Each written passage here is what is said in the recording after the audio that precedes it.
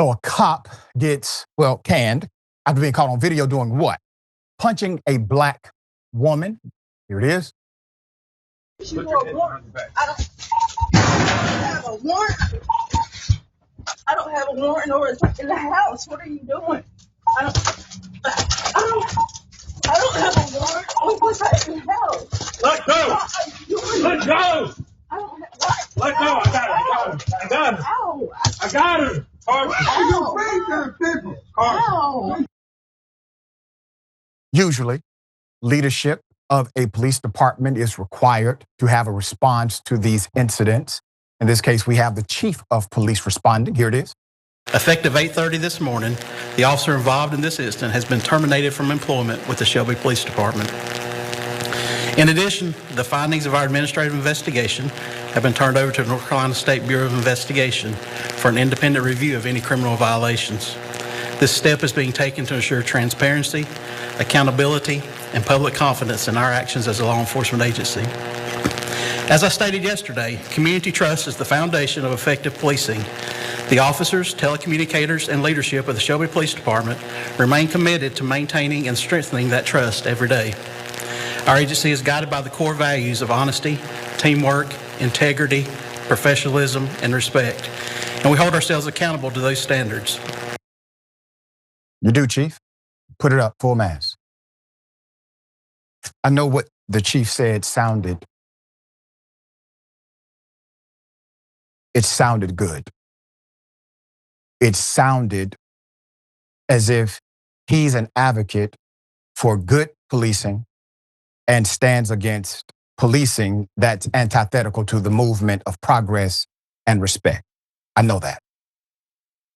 But this North Carolina police chief did not say some things that should have been said on the record. Number one, he is the chief of a sworn agency whose sole responsibility is to, in fact, figure out what the hell a crime is and is not. He's the first agency who gets to investigate if there's a crime. We don't have you in that position, Chief, for you to investigate administrative policy violations. You can turn that over to your internal departments. You are there as a crime enforcement agent, period. And all of a sudden, when there's a crime committed by someone who wears a similar suit that you wear to work, you don't know what the hell a crime is. So you now send that crime off to another agency to investigate. A North Carolina police officer has been fired after a viral doorbell camera moment shows him repeatedly punching a woman during an arrest. As officers tried to handcuff her after the incident, the woman requested mental health care, said she was off her medication, and repeatedly requested for officers to, at the very least, call her father. Her father told CNN that she has a broken nose, she has 2 black eyes, and her lip is cut, and she has to be tested for a possible concussion. It is unclear what happened in the moments prior to the video.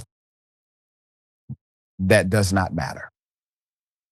The camera was motion activated and only started recording when it detected the officer and the woman, that's according to the homeowner, whom CNN agreed not to name due to their concern for privacy after the story went viral. I want you to put the picture back up, Jordan. What happened prior is so non-material to what this officer did that the chief of police did not cite what happened prior as a way to dissuade judgment against the cop. So understand that even the chief isn't defending whatever happened prior. What we know based on the footage, the video starts with the officer and the woman standing, their hands touching.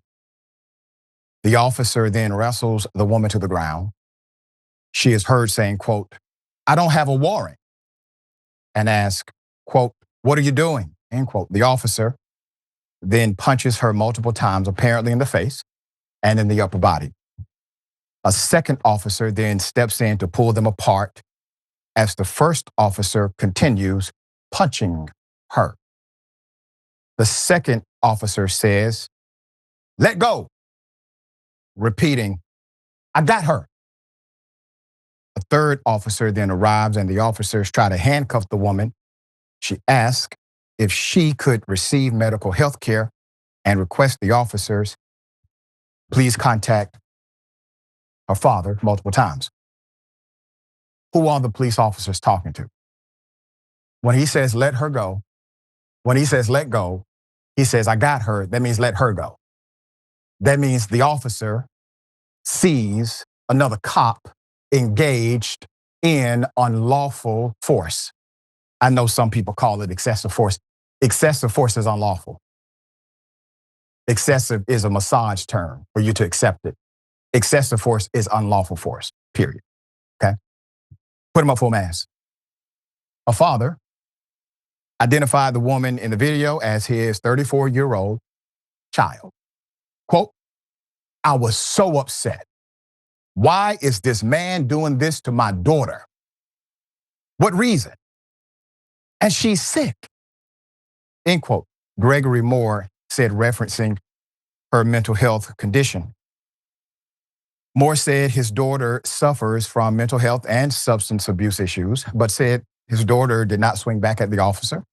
He explained she frequently walks around the community, the neighborhood, quote, "Her mind just won't let her sit down," end quote, Moore said. Quote, "She walks around like she has no place to go, and the man must have thought she really didn't have a family, that nobody loves her," end quote. His daughter is in a safe place and resting now, her father said, adding, she said she was sore and does not want to talk about what happened. So the woman in the video was actually charged.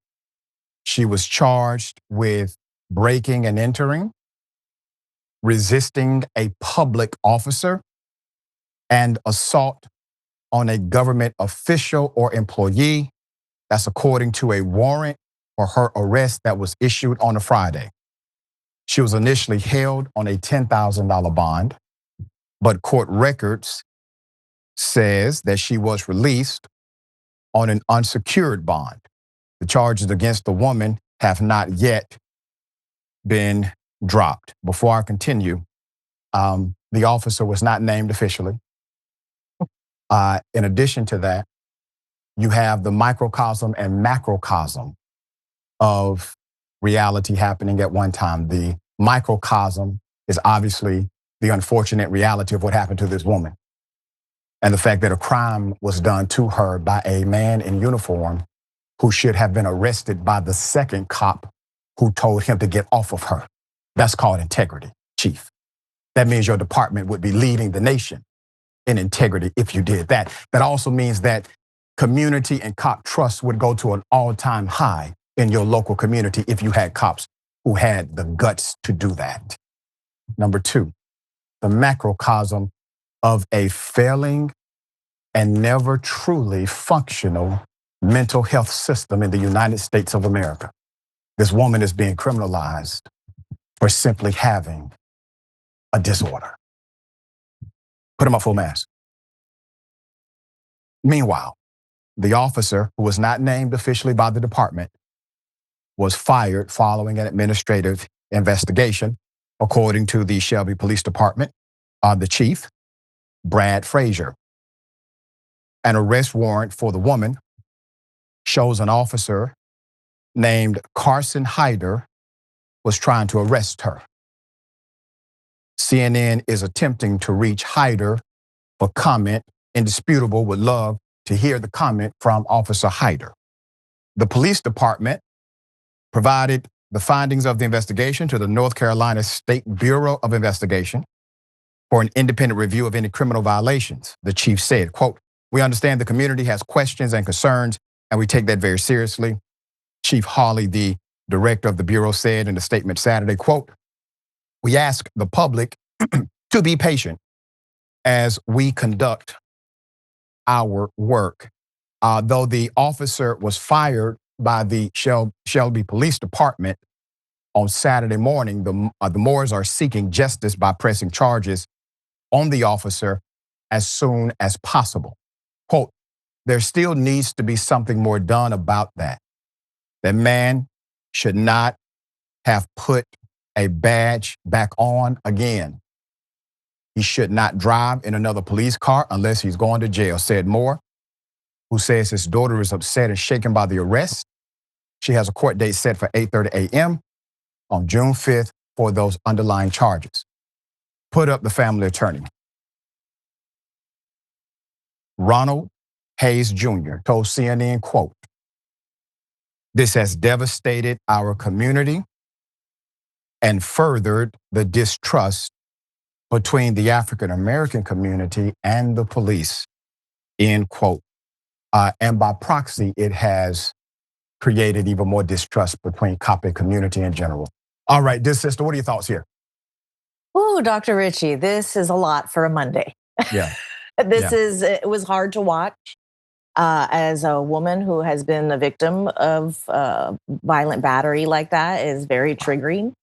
As a friend to a very close friend whose son was murdered by cops who had schizophrenia. The cops are called on an outburst he was having, and he was shot and killed. So I'm very grateful for this woman and her family that she survived this encounter.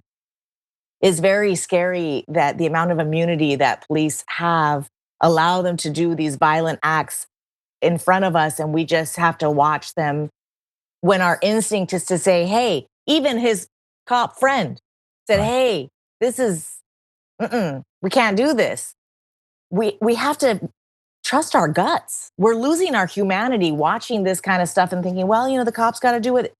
There's nothing, and we know they don't have to do this. There's nothing to justify it. Why? We have these serial killers that get to go to Burger King afterwards and get a pat on the back. So we know they have the ability to do it. And it's not serious enough when it happens to Black women. All of a sudden, oh, there's a lot of reasons, excuses, he didn't know, this and that. There's so little empathy. Yeah. Violence against women is one thing, it's already rampant. And then add Black women to the mix, they're the bottom of the rung in regards to how people react about this kind of stuff. It's very shocking. I'm glad he was fired. And I'm glad that you said what you said, because, he's saying the right things, but does he mean it? Right. Because he's empowered to actually do much more than he has done.